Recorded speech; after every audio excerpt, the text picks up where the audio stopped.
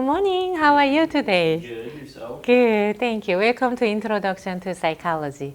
So today we are going to keep talking about lifespan development, which is chapter 9. Chapter 9. So after this chapter, you will take exam 3, but exam 3 will be online, not this week, I guess whenever we kind of set up the day, I guess next week or maybe in 2 weeks even. So I checked the reflection paper due day. That's this month, but Thursday. So those are October 30th. Yeah, October 30th, Thursday. So not next Thursday, but in 2 weeks Thursday. Okay, good, good. So you have a time, but maybe think about choosing one, topic. So you feel like comfortable if you choose one topic. Can you maybe write 2-page long paper? Oh, yeah, with one topic. Yeah, one topic. Okay, good. Because some of the students, if they are not used to write, long paper, sometimes it can be very challenging for them. So in that case, you can choose one topic and then write 1 page, and you can choose another one and then write 1 page. So We'll see how it goes. yeah, so it's up to you. So no pressure. You can maybe choose 2 topics, and I really do care about at least like a 2-page long. So you can kind of talk about that topic, answering those questions and relating with your personal experience. It doesn't need to be your own experience, but maybe you can family experience, your friends' experience, maybe relatives. So at least you can kind of observe very nearby. So you can kind of talk about and share about those story. So here, what is developmental psychology? Daniel, did you bring that paper? If you don't, maybe I no problem. No problem. Yeah, so blue or green, which one? I mean, or pink? Blue? Yeah? Or blue? Okay. So let's start. It's okay, maybe whichever you want to choose, but maybe you can kind of start maybe here. And the thing is, if you don't want to share, maybe you don't want to give it to me, it's okay, you can keep it. So let's kind of keep it, because since you're the only student here, you keep it, but it will be a good kind of reflective memory of from like the beginning of your life to current. So maybe starting from here, yeah. So we are maybe expecting your baby, but before we go to baby, we will talk a little bit about definition of developmental psychology. So in this developmental psychology, we're really focusing on beginning of your life, yeah. So conception through death. So whole lifespan development, so lifelong development. But we used to focusing on conception through adolescence, like a childhood, or maybe a little bit further the childhood, because most development, if you're thinking about height, weight, and intellectual development, it will happen like when you are born and maybe elementary school and up to maybe adolescent. And after that, people think maybe it's the same, maybe not much fluctuation. But the recent view is no, even though you are very old, like 90 and 100, it's still developing, maybe a little deteriorating, maybe having lots of problems, but it's a part of life and also developing also. So we want to say conception through death, not conception through adolescence. So kind of view has been changed.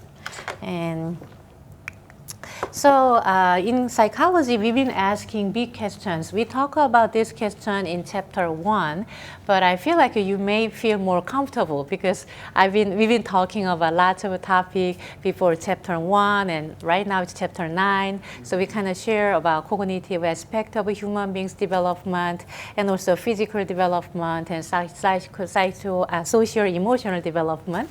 So when you're thinking about stability versus change, when you review your life, anything comes in your mind, which one is pretty much stable, and maybe a certain aspect, maybe it has been so much changed. Talking about like nature versus nurture. So that's another topic. So stability versus change is maybe my personality. I mean, my case, my personality has been changed. Honestly, I was extremely shy and a very introverted child, but now I feel like I'm much social, and I really like to be being around other people, and I got energized. So I guess maybe my personality has been changed. more outgoing and maybe Yeah. more extroverted. So those are kind of change, right? And stability is it's the same, maybe same. I don't know which one is same because I try to maybe learn everything at least like one thing per day. I want to grow. I want to grow at least like Yeah. little by little. So something stable, maybe stabilize. Maybe I'm maybe hardworking person. I try to put my effort, even though small thing, to my best. So that kind Yeah. of maybe personality is pretty much stable, starting from young age. Yeah, I could see like morals being stable and then Yeah. like yeah, like you said, I did grow and like I used to be more shy and like, not wanting to be in groups and work with groups or even lead groups or get in front and do presentations. Yeah. Learning over time, taking classes in the military and stuff to be able to become a leader has Yes. helped me grow in those sections. So. Yes, yes. So those are kind of change, right? And stability wise, you feel like maybe morality. You have a Yeah. same good morality and then keep it. That's your standard to live in this world, right? Okay, that's good. That's really good example. So let's talk since, between you and me, I will share my life. And maybe if you want to, you can share. You don't need to.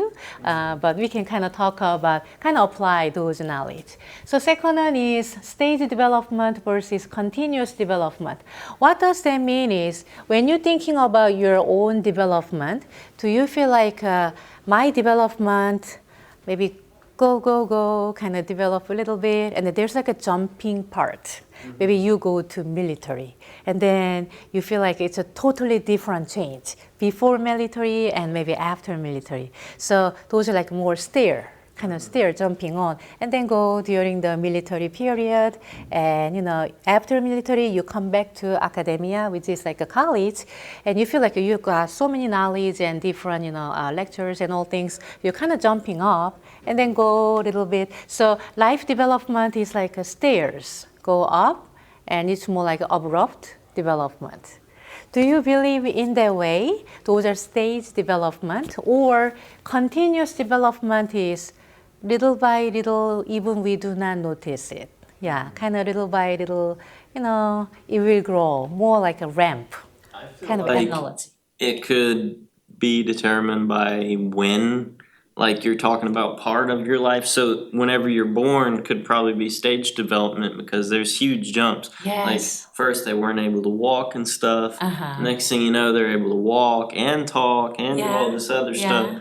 So that could be, the staircase part. And then once you get past that and you're just adding knowledge every day to what you already know, that could be the continuous development portion of your life. Uh-huh. Yeah, very good. That's exactly right answer. So depending on where you are looking at, what stage you are kind of focusing on, both are answer. Both are good answers. So development is continuously developing, and also at the same time there's an abrupt movement. You kind of jump one and then keep going for a while. Those are continuous, right? And then there's a moment you kind of jump up and then kind of stairs. So we do see both, and that's the really correct answer. Okay, I don't need to teach you anymore, but that's the view. So big view of development is continuous development or stage like development. And last one is nature versus nurture. We talk a little bit about more detail in chapter 1. So nature is basically you got inherited. It can be personality, maybe intelligence, maybe even height and weight and maybe eye color. It's from your parents, right? Those are nurture, and those are nature. And nurture is later on when you're born, and then later on you meet a great friends and teachers, and you went to good school. So it's kind of on later on, not you got it from the beginning of your life. So we know the answer for this one too, right? So our development influence from both sides, nature and nurture. But when you're thinking about nature and nurture, can you maybe think about any good example? Maybe this part, so I'm sure it's more like an influence nature. Maybe this, development, I guess that's more like a nurture. So if you think maybe for a while, maybe we can talk together. I mean, it kind kind of explains it there. Like, I mean, nature could be, you know, like just you're born to be a certain height. So it's gonna be you're gonna be a certain height, and that's gonna benefit you in your life, you know, some way, shape, or form, and affect how you're going to grow up. You know, the nature of how things are. But nurture is just gonna be like literally everything that builds you that's not just naturally derived inside you. It's just what's around you that affects you. Yeah. Very good, very good. So even you're making a good example about height, probably genetically, maybe your Yeah. mom and dad, and maybe supposed to be even when people kind of think maybe you will be 6 feet because you know your mom and dad is pretty big and pretty Yeah. you know tall, and they kind of assume in their way. But what if somehow you are born in that you know house family, but very poor, you know, and there's not much food to eat, and environmental wise, very you know not that good ideal environment. So you could grow tall enough, but somehow your height doesn't grow much because of those environment. So Yeah. you got that gene, but because of those surrounding, those environment, you could not grow well. Yeah. And then you got some disease when you are young. I mean, it's an example, and you somehow your development was not that great. Yeah. So you're assumed that maybe height can be like a 6 foot, but maybe only 5 and 5, something like that. It could be possibly, right? So nature and nurture both are really important and interact each other.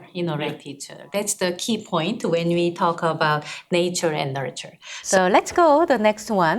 So finally, we are gonna starting from the beginning. Conception and twins. So this is time you may draw maybe little baby, little baby. But even before the baby, so conception means from your mom, one ovum and one sperm from your daddy through fertilization.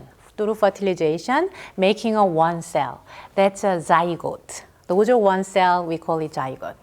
But thinking about that, one sperm and one ovum, and through fertilization, fertilization means the union of ovum and sperm, and making one cell. So everybody, human being, we're starting from the one cell. And then one cell, through the cell division, one cell becomes 2 cells. And 2 cells becomes 4 cells. And 4 cells becomes 8 cells, and 8 cells becomes 16 cells. Daniel, you need to help me. 16 cells becomes 32, and 32 becomes 64, and 64 becomes 144. okay. Yeah. So you will grow and grow, and we have 30 trillion cells in our body. It's really amazing. But we all begin with a one cell, which is zygote. So thinking about that, have you ever met any twins in your life, like identical twins and fraternal twins? No. Not that I know of. Okay. My relatives are twins. So I had my mom's side. That means my mom could have twins. But I have only one younger brother, 6 years younger than me. So we are not twins, but possibility is there because my mom's sister, 2 years younger sister, she had twin girls, identical twins. So genetically, possibility is there, having a twins. So there are 2 different kinds of twins. Identical twins. Have you ever heard of like identical twins? They are exactly same, looks same, and for me it's really hard to differentiate one and the other. And fraternal twins, they look different. Even boys and girls, those twins, right? So boys and girl twins can only happen fraternal twins, not identical twins. So identical twins, both are boys or both are like girls. Yeah, because I'm going to explain here. So identical twins, just like I explained about cell division, one sperm from your daddy and one ovum from your mom. Through fertilization, you are making one cell. So those one cells supposed to be 2 cells, right? But before begin to separate 2 cells, that one cell within 16 weeks, it just split into 2, like a whole cell. So those one cell becomes 2 cells, and 4 cells, 8 cells, 16, and 32 and 64 and more, right?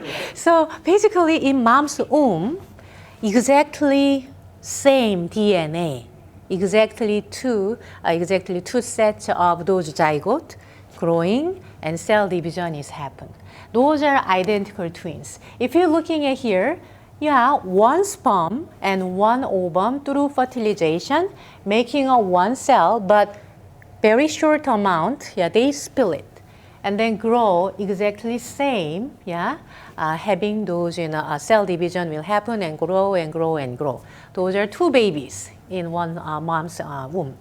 But fraternal twins is a little different. Woman release the egg, one egg per month. But somehow in that month, woman release two eggs. So two different eggs. So having two different eggs and two different sperms through meet together, which is like a fertilization. So beginning is different. Beginning is different. Fraternal twins, two different sperm and two different ovum, and through fertilization and making a zygote, and then one cell becomes two cells, and 4 cells, 8 cells, 16 cells, 32 and 64 and more, right? So it's two different sets. So imagine maybe siblings live together in a womb for a while. Yeah, those are fraternal twins. Just kind of explain, because you may wonder what's the difference and when they kind of begin to split those beginning stages. So those are identical twins and fraternal twins.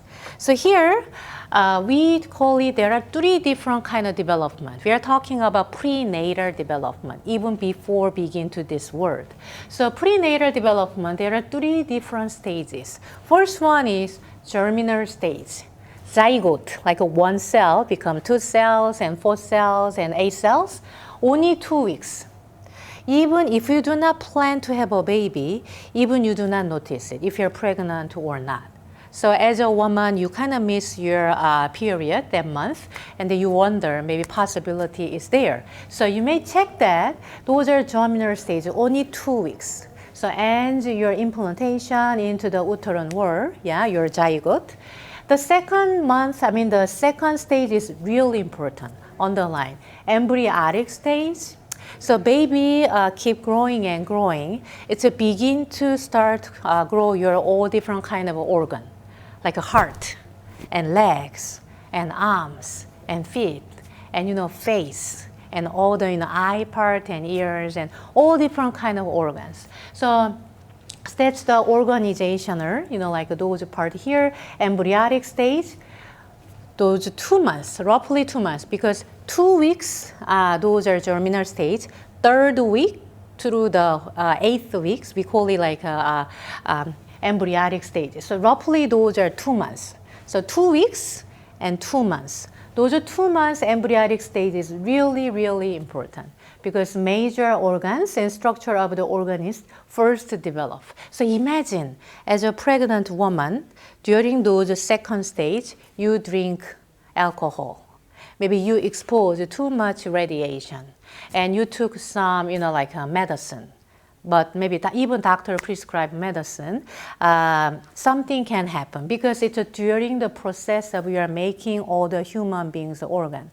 So in the past, when the pregnant woman kind of suffers some morning sickness. Have you ever heard of a morning sickness? So as a pregnant woman, yeah, used to love chicken and goulash, but not anymore because you feel like nauseous, and even if you have it, you just throw up, and it's really hard moment, the beginning of the pregnancy. So doctor usually prescribe certain medicine. Thalidomide. So when you take it, you can kind of relieve a little bit of those morning sickness. So we used to prescribe that one. And 10 years later, you realize when you take those morning sickness medicine during those embryonic stage, all the babies, when they're born, they have some limb problem. Very short and undeveloped limb, like shoulders. Yeah, so after that, they stop prescribing those medicine for the morning sickness. But when you take the medicine after embryonic stages, fetus like stages, which is like after 2 months of pregnancy, maybe 5th month and 6 months, no problem. But when you took it during those 2 months embryonic stages, it's kind of begin to all the organ, right? So the mold shape of the limb or the maybe doesn't function well, maybe short size of the limb was happen. So it's really important. I just kind of emphasize how important those early stage of pregnancy. So after those 2 months, the rest of the stages we call it fetus and fetal stage. And babies keep growing and growing and growing. But so usually when the pregnant, usually the family, they may talk to their parents, but not to talk to maybe neighborhood until maybe 3 months. That's the reason during those 3 months are really important, and try to be careful, prevention of some miscarriage. So, those are really important period. Okay, so let's talk more. So thinking about that, imagine, maybe I want to ask Daniel. So Daniel, maybe in your future, do you have any plan to have a baby, or maybe not really? Yeah, maybe, yes, oh yeah. So I know you are not gonna deliver the baby, but you have your wife and maybe think about.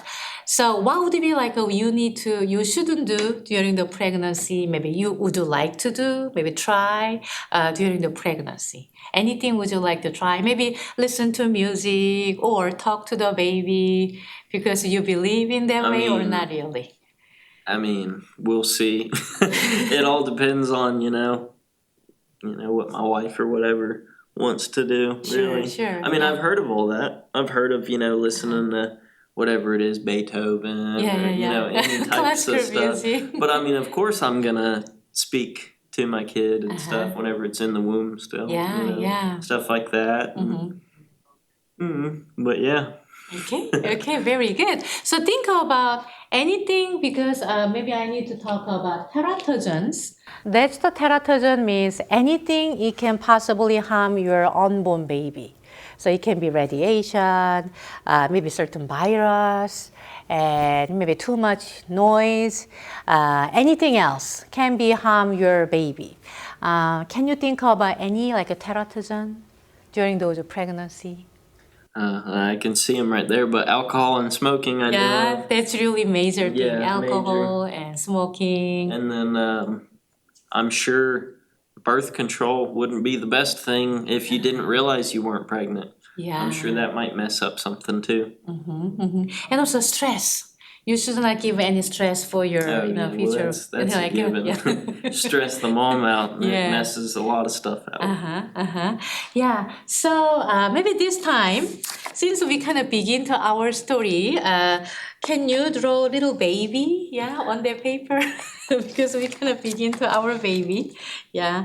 So, we supposed to be careful, and during those pregnancy, eat well in a healthy and good food, and try to not to get too much stress, and maybe exercise a little bit, not too much exercise, but deep breathing and maybe yoga and mindfulness, meditation. Those are really helpful. Researchers, supporting those as a very important routine. It will be good and helpful for the pregnant woman. And alcohol and smoking, we shouldn't do that, right? Maybe you need to hold at least for 1 year. And then if you decide to breastfeed, maybe 1 more year at least. Yeah, maybe having those milk for your baby. And lead and mercury and all different kind of virus, you should avoid and be careful about those. So here, fetal alcohol syndrome. Somehow, as a pregnant woman, you drink alcohol during the pregnancy. It can happen, fetal alcohol syndrome. We do not know when and how much you should drink and then get some those symptom. So that's why the pediatrician and all the doctors recommend there are zero amount of recommendable amount of alcohol consumption during those pregnancy. So if the baby has a fetal alcohol syndrome, they have some special structure of the face and little further between those two eyes and very thin upper part of the lips and also very flattened nose and the intellectual disability and ADHD. There are so many other complications can happen. So I know some of you really enjoy drinking. I know you're the high schooler, so probably not drinking yet. But in your future, maybe should not drink any alcohol beverage during those pregnancy because those are consequences, and it's really hard to fix later on. So those are fetal alcohol syndrome. So reflexes of newborns. So finally, you try to do your best and hold your baby. Now you deliver the baby and ta-da, newborns here. So we kind of begin to like a newborn baby here. You may draw your newborn baby. So we will watch a short video clip about reflex. So reflex is an inborn ability starting from your early age. Those are more like a survivor. You need to have those skills. First one is sucking reflex. Those are reflex. And second is grasping reflex. Third one is stepping reflex and luring reflex and motor reflex. So we will watch video clip and try to make sure those concepts. Okay? So we will watch video clip.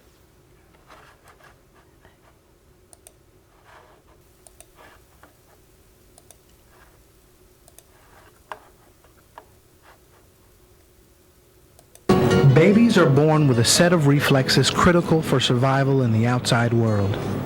Some of these reflexes are so obvious you might not think to look for them, such as the breathing reflex or the eye blink reflex.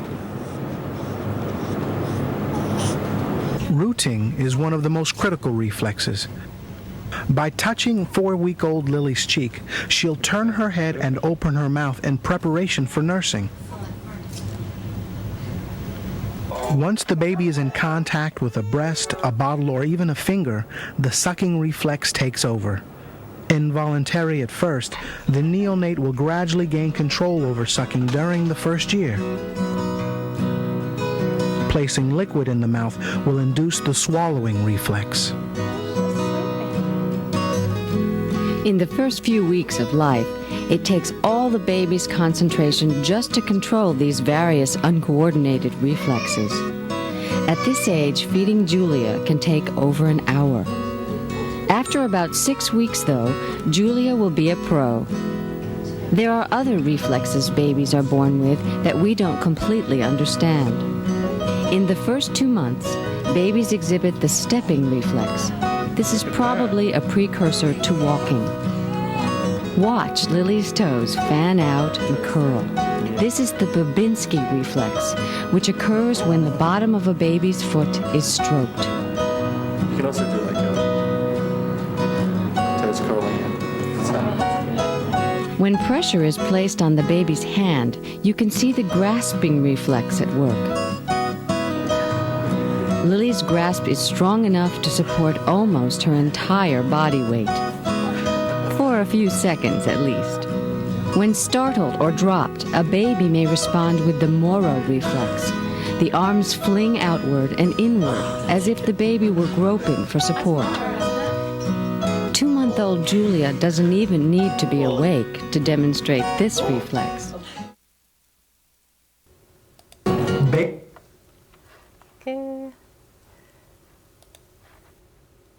So you kind of check all the reflexes. So we are talking about that tiny baby, newborn baby. Yeah, starting from, it's cute, right? So sucking reflex, you feel like maybe that's a obvious thing when the baby is born. Maybe put the mom's chest and maybe possibly they kind of feed the mom's breast or maybe formula. But some of the baby doesn't develop sucking reflex. that can be really big problem because you have an inborn ability starting from the beginning of your life and having those food. But if you don't have a strong enough sucking reflex, doctors and they need to inject some nutrition through the tube. So it can be really hard. Yeah. But maybe later on they're gonna develop, but some of the baby doesn't have those basic reflex. So it's a reflex, but still very important for the baby's life. Okay, we will talk about some theorists, very important theories for the human development. First person's name is Piaget. Piaget is a Swiss psychologist. It's a Jean Piaget. So Piaget is theories of cognitive development. So Piaget was he had 3 children. Yeah. So Daniel, do you have any sibling? Yeah, I have one. One sister. Yep. Yeah. You told me one time. Yeah. So he had 3 children, and based on observing his own children, he developed his theory. But this is a great theory, and if you study psychology, education, and development psychology, educational psychology, he is really well-known scholar, Jean Piaget. So he had 3 children, and he recorded and observed, and he set up his own theory. So when you're thinking about human beings' development, there are 4 stages. Yeah. And before we even talk about stages, he thinks all the human beings, everybody's same. It doesn't matter you are born in the United States, in South Korea, in Japan, or maybe Germany. Everybody will learn through the schema. Those are mental and behavior, those are structure. Under those schema, assimilation and accommodation. Those are concepts, a very interesting concept, so I will explain to you. So, Daniel, what is this? Helicopter, right? Helicopter. So imagine you are 2 years old child. You never seen helicopter before, but you know what is bird because you saw bird in the sky. So when you see helicopter for the first time as a 2 years old boy, Mom, look, bird. Because it looks like a bird kind of going around in the air. But this is not a bird. So Mom will correct you, sweetie, it's not a bird, it's a helicopter. It's a helicopter. But as a child, you will kind of keep saying bird, bird, bird for a while. Those are assimilation. Because you have a mental tool, at least you got some information about a bird. So when you see very similar object, you kind of begin assimilate what you have, which is bird, bird for a while. But eventually, your mom will teach you again and again and again, and you need to change your mental tool. So now it's an associate, like a accommodation. So assimilation was happening for a while, bird and bird and bird, and eventually the child changed the mental tool as a helicopter. So that moment, accommodation is happening. So imagine all the things Piaget believe human beings we are learning in that process. So let's do one more thing. Maybe as a child, maybe as a girl, 2 years old girl, knows only horse because she has a horse in her backyard. And one day, Mom and she went to a zoo. And for the first time, she saw zebra. And then when she saw zebra, Mom, look, horse! Horse! What is happening? Assimilation or accommodation? Assimilation, because already knew that concept, using those mental tools, try to understand the new object. And Mom will correct her, sweetie, that's not a horse, that's a zebra. When you're looking close, it has some stripe, black and white, and it's a zebra. But for a while, maybe the girl will say, horse, horse, horse. But eventually, she will change the mental structure and tool to, okay, that's a zebra. So when she changed those mental structure, what is happening? Assimilation or accommodation? Accommodation. Yeah. So those are concepts. So basically, little child will learn every object through assimilation and accommodation. That's his theory. I think that's interesting, and somehow I think it little makes sense, right? Okay, so he said there are 4 different stages. Obviously, it's abrupt development. stage development, his theory. So here, 0 to 2. So imagine we saw like a newborn baby. 0 to 2 years old, he kind of named sensory motor stages. So why he maybe named in that way, little baby, they're constantly moving their body, right? And then putting everything into their mouth and explore this world. And maybe touching and putting and even like a helicopter putting in their mouth. So sensory, we learned about sensory receptor, touching, smelling, hearing and see, and those are sensory, right? Those are sensory motor. Motor means you move constantly. So when you are young, maybe you try to lift your whole body, maybe 2 to 3 months, and around 5 to 6 months, you kind of sit by yourself, kind of motor development is happening. And around 7 to 8 months, you begin to crawl. You begin to crawl, and around 1 year, you kind of stand. And then some of you, maybe you will walk. Yeah, you will walk, depending on some of the baby maybe feel afraid, maybe walking can happen after maybe 13 months and 14 months. But sensory motor is really big thing, sensation, all the sensory receptor and movement. So he kind of named 0 to 2 sensory motor stages. Makes sense, right? Yeah, and then later, if we're looking at here, 2 to 7, around toddler to maybe second grade, yeah, those are pre-operational stage. And 7 to 11, concrete operational stage. And 11 to us, like a up, which is like a grandma and grandpa, including us. Those are formal operational stages. So if you're kind of looking at pre-concrete and formal operational stages. So operational means just without any concrete object, can you do mentally? Try to think about it. Maybe 5 plus 7. What is 5 plus 7? 12, yeah. So as an adult, because we are in formal operational stages, we don't need to have all 5 pears and 7 apples, concrete object, and try to count 1, 2, 3, 4, 5, 6, 7, 8, 9, 10, 11, 12, right? Sometimes we do. And luckily we have 10 fingers and 10 feet. So, yeah, 10 foot, so I guess 10 foot. So I guess maybe we can kind of count all the things, right? Yeah, which is good, not over 20, right? Number-wise. So formal operation means you don't need to have any concrete object, but mentally you can figure it out, calculate. Yeah. So if in that sense, pre-operational 2 to 7, and 7 to 11, concrete operation. You need to have a concrete object and you can logically thinking, which is good. Still like elementary school, before like a junior high. And 11 to all the adulthood, now we are free. And we can do more abstract thinking too. So I will go one by one, okay? So first stage, sensory motor stages. Sensory, he kind of looks big here, but less than 2 years old. And he's eating some Cheerios, which is good because Cheerio is really good for developing their pincer grip. Believe it or not, even though you give them like a 20 little Cheerios, they really hard time to kind of pick up and then put it into their mouth. They lose it because their muscle is not fully developed, so it will take time. And they will good, some toy too for them. So in this stage, object permanent skill, underline, that's really important skill and very interesting. So can you show me your 2 hands, Daniel? Yeah, and then clap 3 times. 1, 2, 3, and try to cover your face as much as possible with your 2 hands. And then when I say peekaboo, can you look at me? Peekaboo.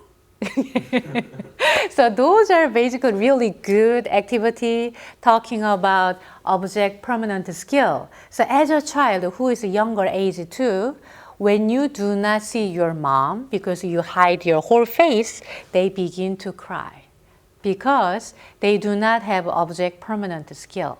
That means even though you do not see that object, your mom cover, and they do not see her, your mom is still existing. But for the baby, they do not have that concept. So it's really interesting. So let's do it. I'm hiding. You do not see me. So if you're a baby, you're supposed to cry because Dr. Moon is disappear. So here, yeah, appear and disappear. So, out of sight, out of mind for the baby. Those are concept of object permanent skill, and they may have it around 8 months. That's what he believes, what he thinks. So before 8 months, they don't have that kind of ability. So peekaboo can be good exercise and good play together and developing those object permanent skill. So you kind of hide your whole face and maybe babies start to maybe cry and maybe where is mommy? They kind of wonder. At the time you can say peekaboo and they're gonna happy and they're gonna smile and all things happen. So peekaboo can be good game, yeah, for the infant 6 months and 7 months and then developing their object permanent skill. Okay, so next one is pre-operational stages. We are going to watch one video clip. It's really interesting. So when you are in pre-operational stages, which is age 2 to 7, you don't have this ability yet. You didn't pass those conservation tests. So underline conservation. That's the important experiment. So when you are in pre-operational stages, which is age 2 to infant, the toddler and early childhood and beginning of elementary school, you do not have this concept yet. You didn't pass this conservation test. So we will watch it and talk about conservation.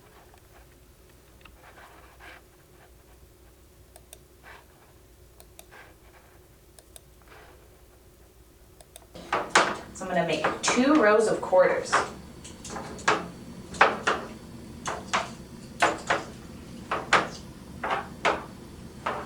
Okay. Does this row have more quarters? Does this row have more quarters, or are they the same? The same. The same? Okay, now watch. Now, does this row have more quarters? Does this row have more quarters, or are they the same? That one has more quarters. That one has more quarters? Yeah. Why does that one have more quarters? Because it's stretched out. Because it's stretched out? Yes. Okay, so how many are in this row? 1, 2, 3, 4, 5. Okay, how many are in this row? 1, 2, 3, 4, 5. So, are there more in this row, or are they the same? The same. The same? Yeah. Okay. Okay, so we have 2 sticks. Is this stick longer? Is this stick longer, or are they the same? The same. The same? What about now? Is this stick longer? Is this stick longer, or are they the same? That stick is longer. The stick is longer? Yeah. Can you tell me why? Because you moved it over. So now it's longer. Yeah. Okay, tell me. I'm gonna pour blue water into each of these cups, and you're gonna have to tell me when they have the same amount, okay?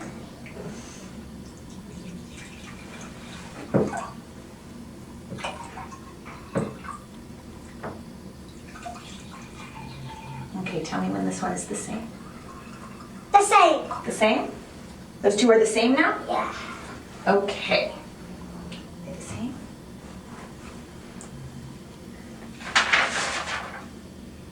Good? The way that's the same. Good. Okay, now watch this. We're gonna take the blue water from this glass, and we're gonna pour it into this glass. Now, does this glass have more water? Does this glass have more water, or are they the same? Has more water. This one has more water? Yeah. Can you tell me why? Because that one's higher than that one. That one's higher than that one. Right. Can you tell me, does this ball have more Play-Doh? Does this ball have more Play-Doh, or are they the same? That one has more Play-Doh. That one has more? Yeah. Let's try and make them the same. Make them into 2 of the same size. What about now? They're the same. They're the same now? Yeah. Okay, now watch. Now, does this one have more Play-Doh? Does this one have more Play-Doh, or are they the same? That one has more Play-Doh. That one has more Play-Doh? Can you tell me why? You smushed that one. Because that one's smushed. How about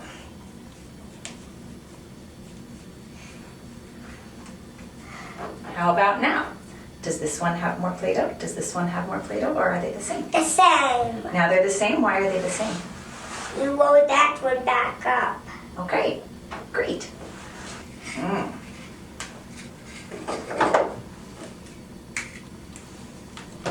Okay. Did we share the graham crackers fair? Is this fair? Yes. Yes? Can you tell me why it's fair? You have one and I do. I have one. You have two and I have one. Is that fair? No. No. How about now? Now that's fair. Now that's fair. Why is that fair? You have two and I have two. Yeah. All right, this feels almost illegal. Okay. That is cool. Yeah, I like the last one. So when you are in pre-operational stages, which is age 2 to 7, you didn't pass the conservation test yet. So conservation means, all the ingredient will be remain same even though the change, those shape, putting into different size of cup, right? So when you're thinking about cup, it's exactly same, like a amount of cup. Maybe we can kind of put the water inside, and there's like one tall cup. Right? Yeah.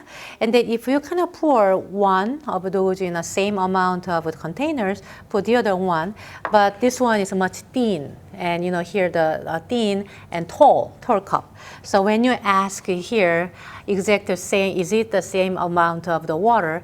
They always kind of point out this one is more, because it's taller. So when you are in pre-operational stages, they just concentrate only one thing. Tallness.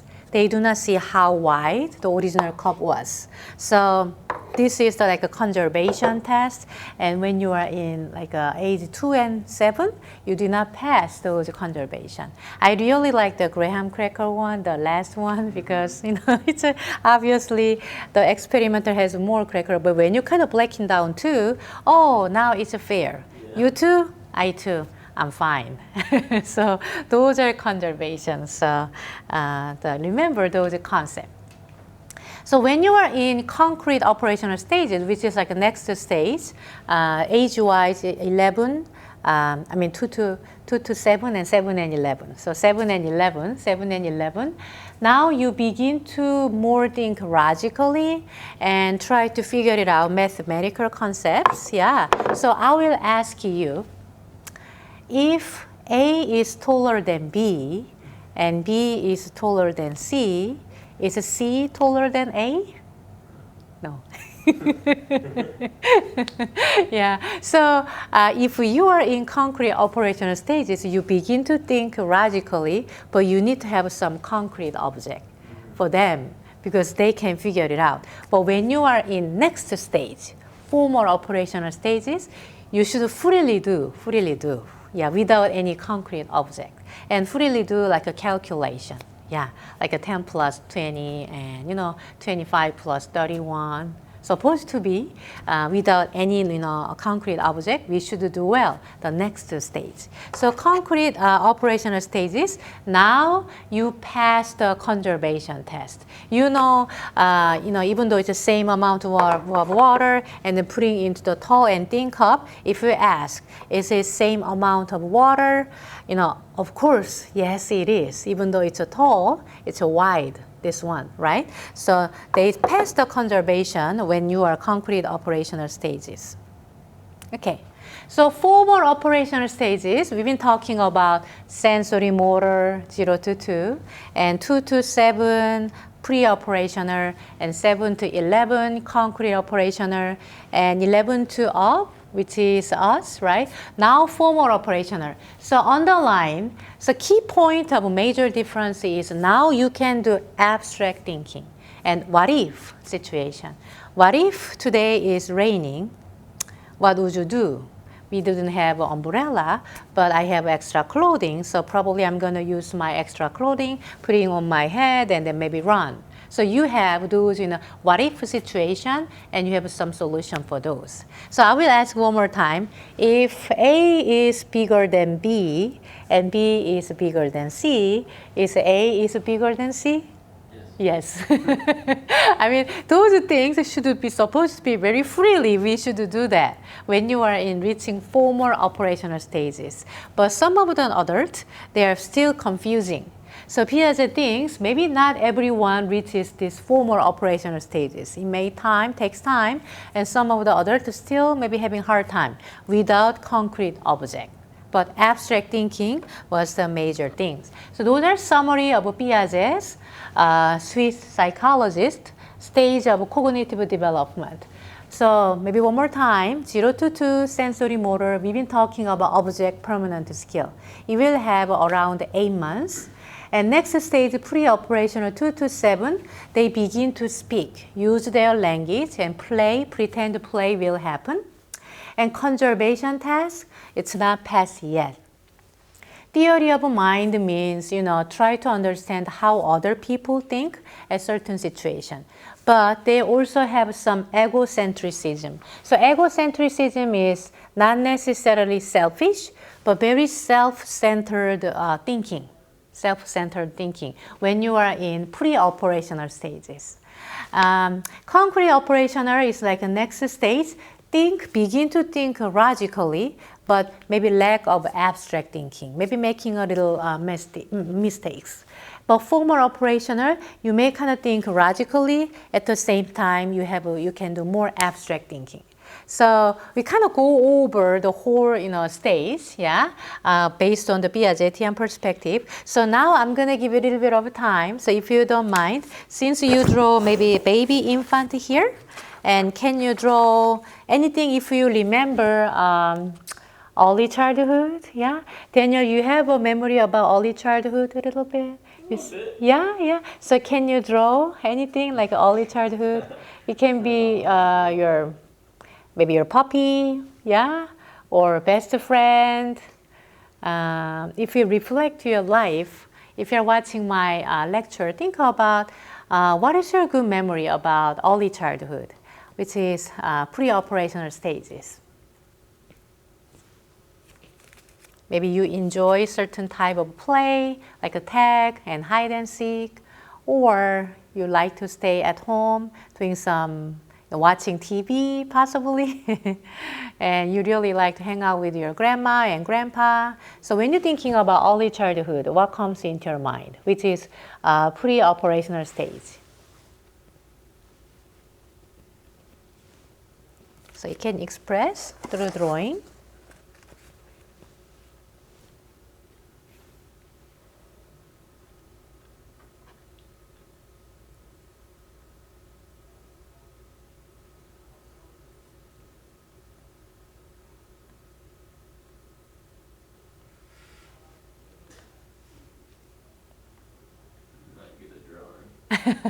Yeah, just kind of arrow sign, maybe some circle and triangle, that would be okay.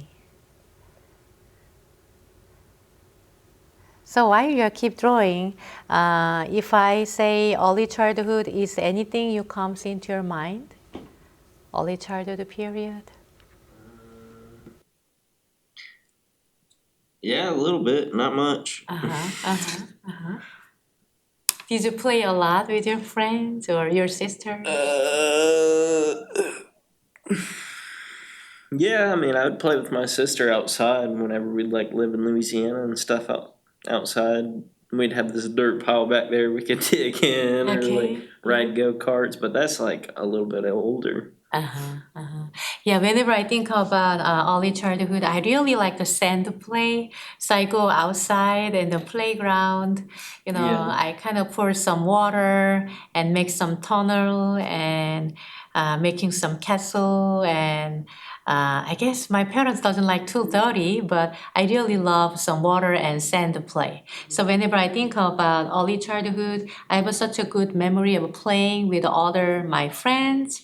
And those sense of touching those sand, it's pretty cool.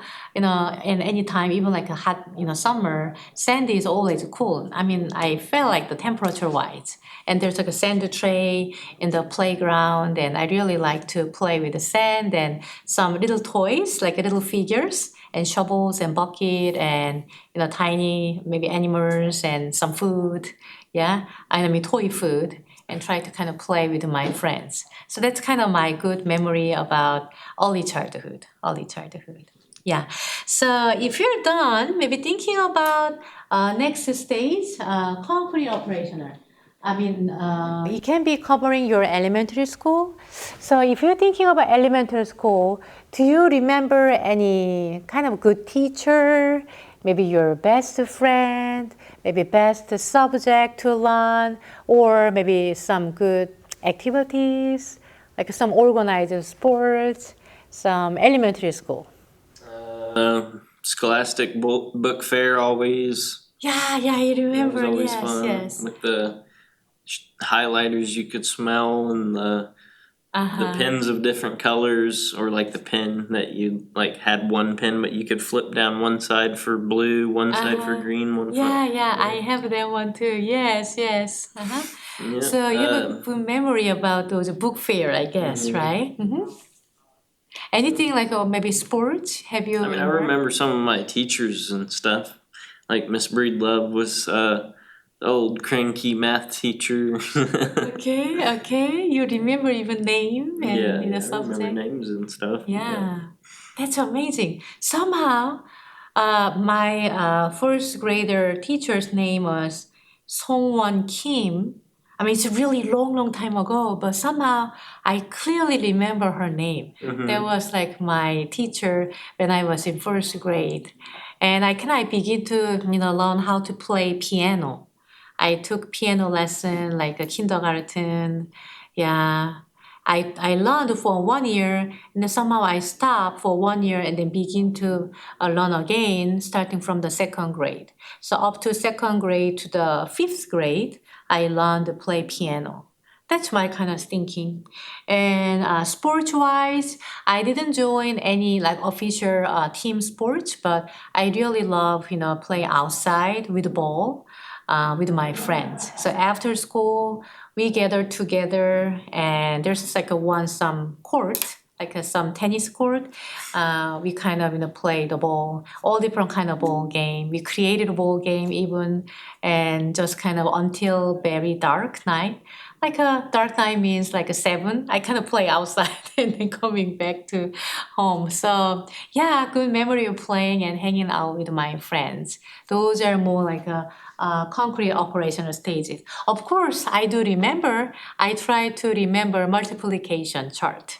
So I was in Korea, and you need to memorize no matter what. It's like in the mathematics class, you need to memorize just like automatically 224, 236, and there's some prize and embarrassment moment if you do not remember.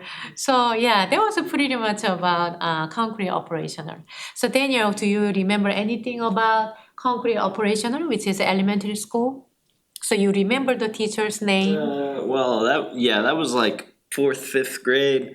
Before that, I remember, learning everything with my mom, because my mom was my homeschool teacher. Homeschool, So it was like 1st through 4th grade, to 4th grade. That would be, my mom taught me how to, remember all of the months of the year in order, and how many days are in each month, and multiplication. We had the, press down a multiplication that plastic thing. Yeah. And then reading books, I remember my mom would read with me, or I would read, Yeah, that's really amazing. So I really respect all the homeschooling, parents. I know even though you're homeschooling, you're not learning alone. There's like a KOA, and then you meet together with the homeschooling kids. My like mom just once a strictly did it week. alone.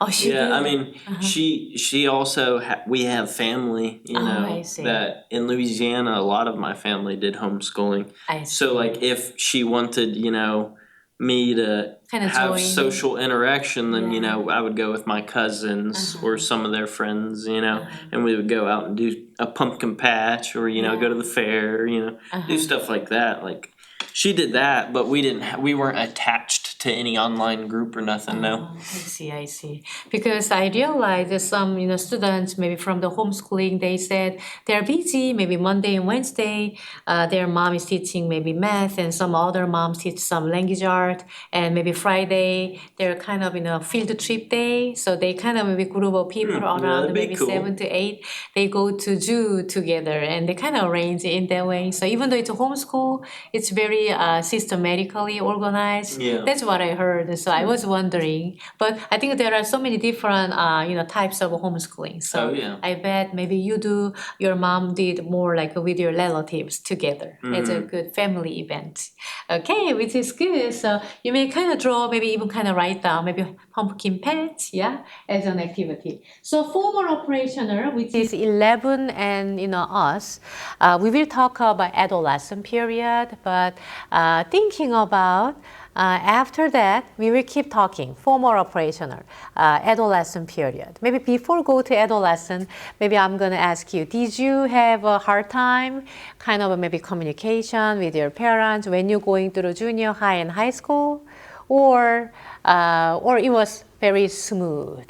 People say like it can be really chaotic period, adolescent, but some of them is, oh no, it was just like another stage. Yeah. So how about you?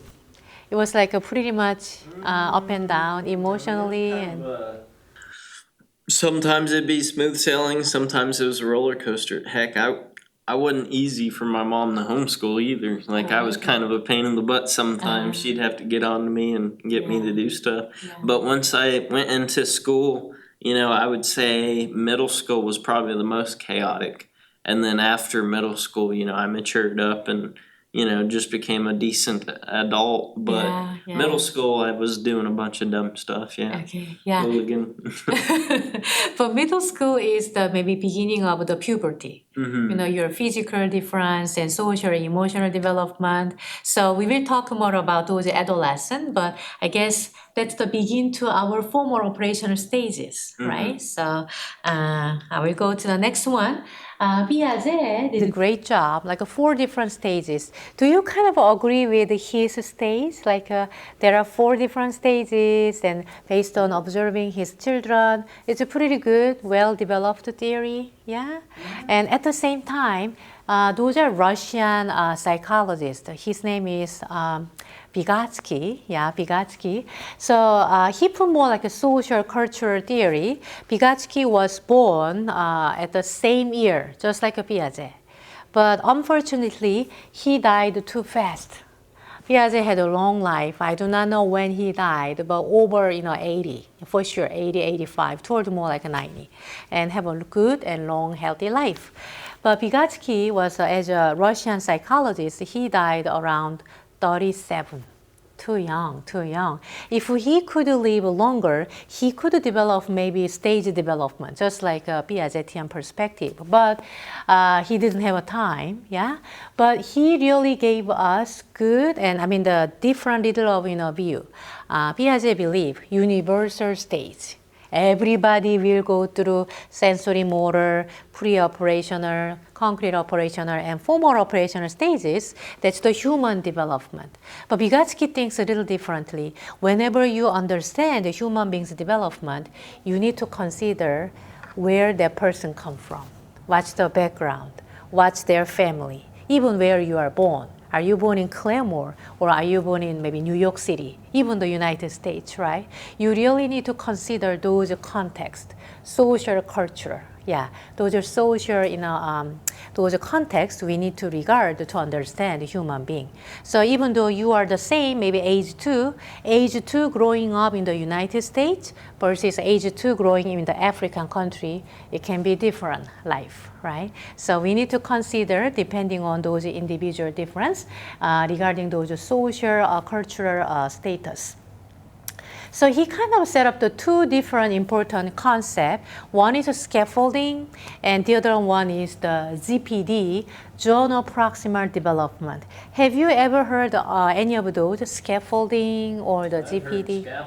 Scaffolding.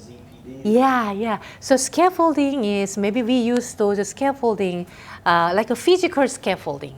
Imagine you are building a house, maybe a 3-story house. Yeah. So at the beginning, you make kind of in a basement and making like a first story. And then in order to go up, making a second story, you may have some like, iron bar, right? Kind of scaffold. Those building. So once you reach the second floor, you may remove those scaffolding part and then maybe attach more higher for the third kind of level of floor. So those are physical scaffolding, but this one is more like an interaction. Yeah, when you teach a certain concept. So looking at here, it's a daddy and little girl, I think. Yeah, they're maybe doing some puzzle. Are you good at like a puzzling, like a 500 puzzle? I mean, I could do it, but I absolutely hate Puzzles. I mean, I've never done any puzzle, like more than 10 or 20 pieces. Like a children's puzzle, like a puppy and cat, I can do that. But I know it's really popular, maybe 30 pieces puzzle and 50. Recently, my friend lending me 500 pieces of puzzle. And she said, Sarah, you can do it. So maybe, okay, I received it, but I have no idea. Still there.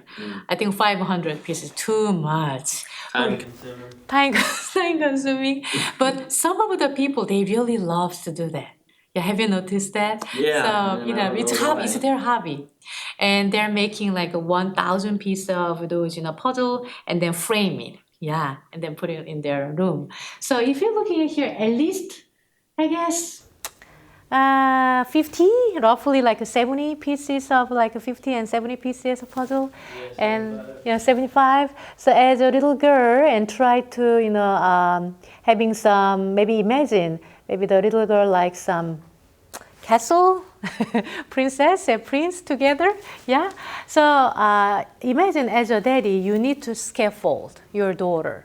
Try to fix those in a big puzzle set. Yeah. So what would you like to be your some guidance? Kind of messing up right now, and I would tell her to start with all The the flat edges. okay. Yeah, flat edges and maybe surrounding those edges, kind of let you figure it out. Yeah, just make a border. Yeah. And then after that, what would be the second some advice? I don't do puzzles.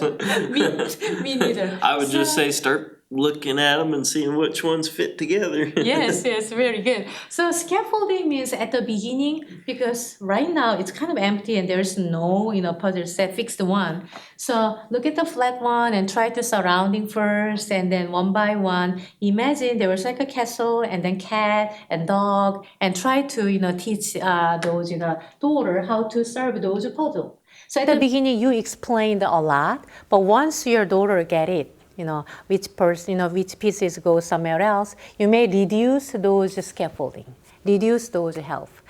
Just like maybe the other day, we talked about how to making your bunny ear and tie your shoe, right? How to tie your shoe, and your mom taught you at the beginning, one by one, step by step, one bunny ear and the other one, and through the loop and making a good knot, right?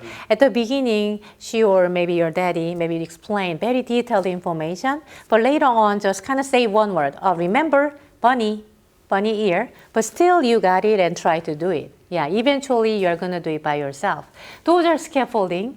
He thinks every human being will learn everything socially. So when you are born in this world, there should be some caregiver and try to talk to you and guide you. And teacher is really good and important in a role in terms of learning and development. So one of the concepts is zone of proximal development. Can you show me your two hands? Yeah, and this time, maybe you can put like hands like this, or maybe this, either way is fine. Those are potential zone. The proximal development, those are learning zone. So from here to here, this one is a person as a child you can do by himself or herself, only this much. But with somebody else's help, you can do this much. So as a mom, you can challenge you right here. And then maybe you can kind of increase your zone of proximity. The GPD can be go up and up. So if you only by yourself figure it out, doing those puzzle, you can do only this much, maybe only like one portion. But with somebody else help, somebody else guide, it can be your mom and dad and teacher, neighborhood and siblings, yeah, older people and older age people can help you and increase the possibility of learning. Those are zone of proximal development. So supposed to be, we should challenging some task here, near here, because that person's ability is right here, not starting from right here, right? That's the too much, too high. So little by little, kind of go giving some those, zone of proximal development and can increase their own ability. So that's his concept, and really many people like his social cultural theory, understanding human beings' development, understanding those social cultural background. Not everybody will go through the same development.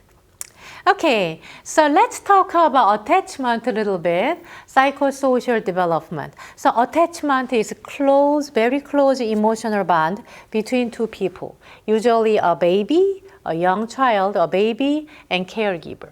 Caregiver can be mom, it can be dad, it can be grandma and grandpa and uncle, yeah, it doesn't matter, but there should be at least one person a baby can totally trust.